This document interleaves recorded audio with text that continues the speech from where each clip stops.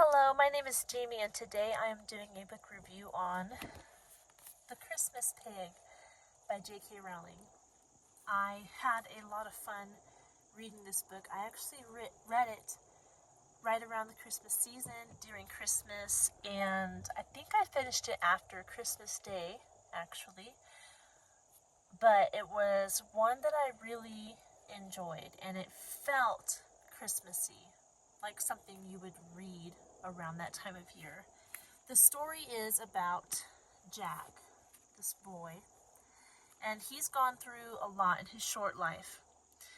And the one thing that keeps him, if you can say happy, the one thing that keeps him calm is his stuffed pig. And the stuffed pig's name is Pig. There's a whole story behind that in the book.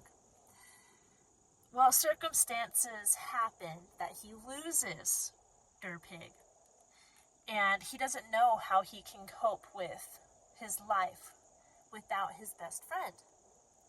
So it's Christmas Eve, and his soon-to-be stepsister tries to give him a new pig. It's the same exact pig, but it doesn't have all the memories as Pig, or DP. He's also called. Actually, he's called DP the most in this book. So Jack doesn't want the new pig. He wants DP back. But it's Christmas Eve, which is the night of miracles, according to the book. So the Christmas pig comes to life on New Year's Eve. And he tells Jack that he can help him get DP back. So at this point, Jack ends up shrinking to the size of the Christmas pig, and the two of them embark on this adventure into the land of the lost in order to find Jack's beloved DP before Christmas Eve ends, because there's a time limit. If they don't find DP before Christmas Eve ends, Jack may be stuck in the land of the lost forever. So, really cute story. It kind of felt like a cross between the Nutcracker and Babes in Toyland, if you know those two stories. Just the feel of the story. The story itself was completely different than both of those, but all the little toys and animals and the shrinking and going into a fantastical world felt like those two Christmas stories. The book is 271 pages long. It was written in 2021. It's a relatively recently written book by J.K. Rowling, of course. There are illustrations. The illustrations are by Jim Field. I believe did he illustrate another one of her books? I'm not sure. Let me show you the illustrations, though, because they are fantastic. Here's the first one. Most of the illustrations are, well, no, that's not right. There's not a ton of illustrations, but there are pictures of key points in the book. Like here's where DP gets lost. Poor DP. Here's a cool one. It's when they're going into the world of toys, or the land of the lost, in order to find DP. They're just really cool illustrations. They are in black and white, but that doesn't take away from the magic that they have. I don't want to show you too many of them. This edition that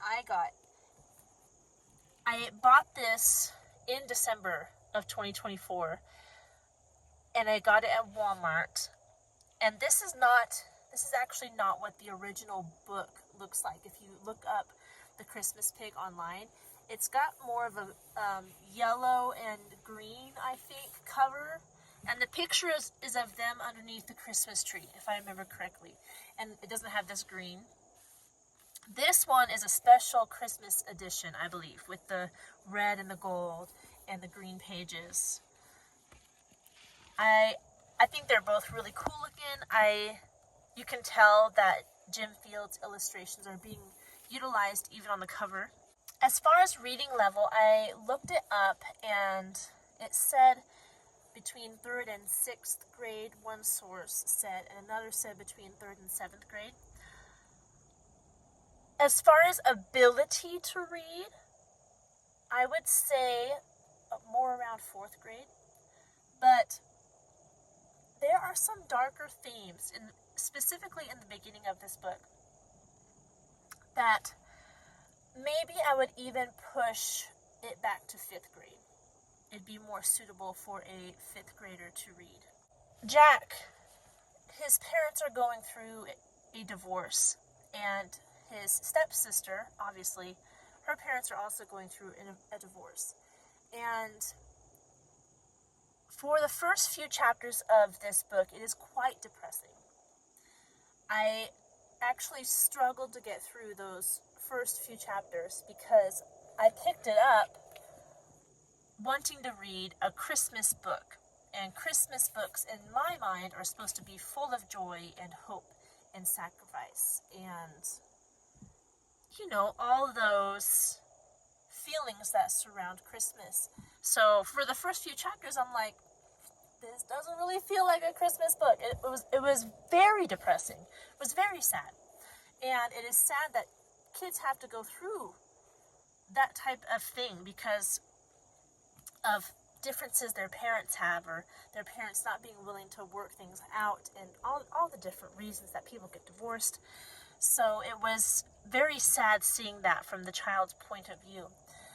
But once the Christmas pig takes Jack into the land of the lost, the whole tone of the book shifts.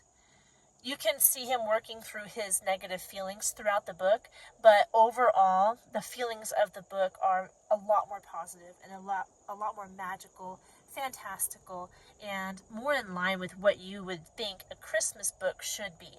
But for those first few chapters, it is a bit of a downer.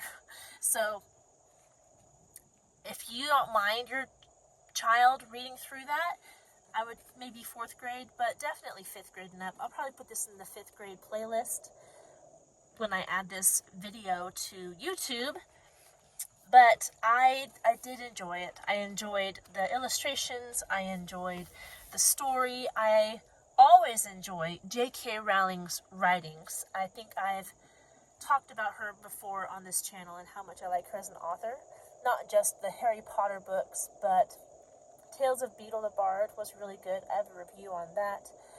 The Ichabod was really good.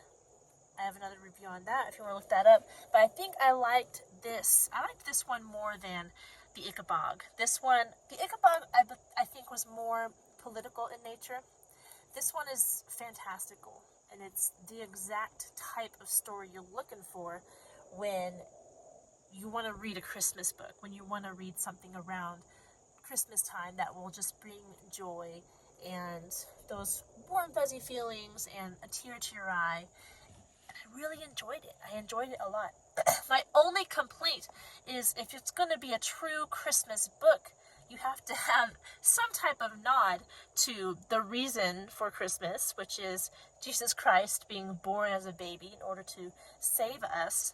That was not in this book. And I think that's the only thing that was missing that could have made this the perfect Christmas book. Otherwise, it was pretty good on its own, even though it didn't have that one aspect of a Christmas story. So, I know I'm putting this review not anywhere near Christmas, but it's when I got to it. I did finish it around Christmas, so there's that.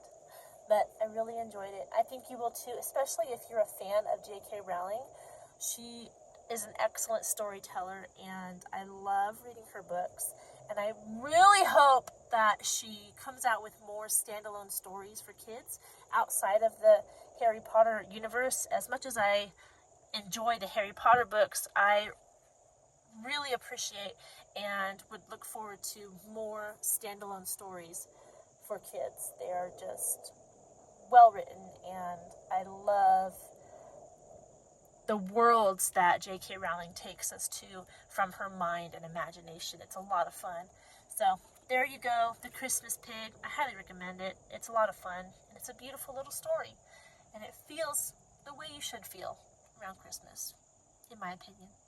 So, that's all I have for you today.